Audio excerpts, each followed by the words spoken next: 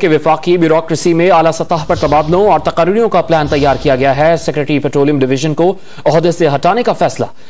وزارت petroleum division پر قائم inquiry commission نے سیکرٹری پیٹرولیم کے خلاف کارروائی کی سفارش کی تھی۔ ڈاکٹر ارشد محمود کو سیکرٹری پیٹرولیم ڈویژن تعینات کرنے کی تجویز پر غور کیا جا رہا ہے۔ بات کریں گے ڈان نیوز کے نمائندے طاہر شیرانی سے۔ طاہر بتائے گا مزید کیا فیصلے کیے گئے ہیں؟ جی دیکھیں، ذرائع نے ہمیں یہ بتایا ہے کہ جون 2020 میں پیٹرول بحران پر قائم انکوائری کمیشن نے سیکرٹری پیٹرولیم ڈویژن کے خلاف کارروائی کی سفارش کی تھی، تو اس کے بعد گزشتہ ماہ حکومت نے یہ اناؤنس کیا تھا کہ سیکرٹری پیٹرولیم ڈویژن میاں ارشد الدین کو عہدے سے ہٹایا جائے گا، لیکن اس کے بعد ابھی تک ان کو عہدے سے نہیں ہٹایا گیا ہے۔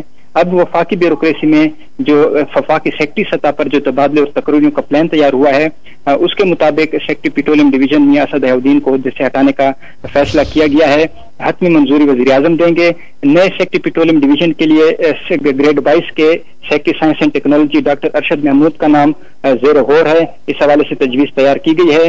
اس کے ساتھ ساتھ دیگر بھی کئی وفاقی سیکرٹریز تبدیل کرنے کی تجویز ہے۔ سیکرٹری اسٹیبلشمنٹ ڈویژن کو rector national school of public policy تعینات کرنے کی تجویز ہے۔ ان کی جگہ پر افضل لطیف کو سیکرٹری اسٹیبلشمنٹ ڈویژن تعینات کرنے کی تجویز ہے۔ تو اس حوالے سے وزیر اعظم جب حتمی منظوری دیں گے تو اس کے بعد اسٹیبلشمنٹ ڈویژن تبادلوں اور تقرریوں کو نوٹیفیکیشن جاری کرے گا۔ وفاقی بیوروکریسی میں اعلیٰ سطح پر تبادلوں اور تقرریوں کا پلان تیار کیا گیا۔ بہت شکریہ طاہر شیرانی۔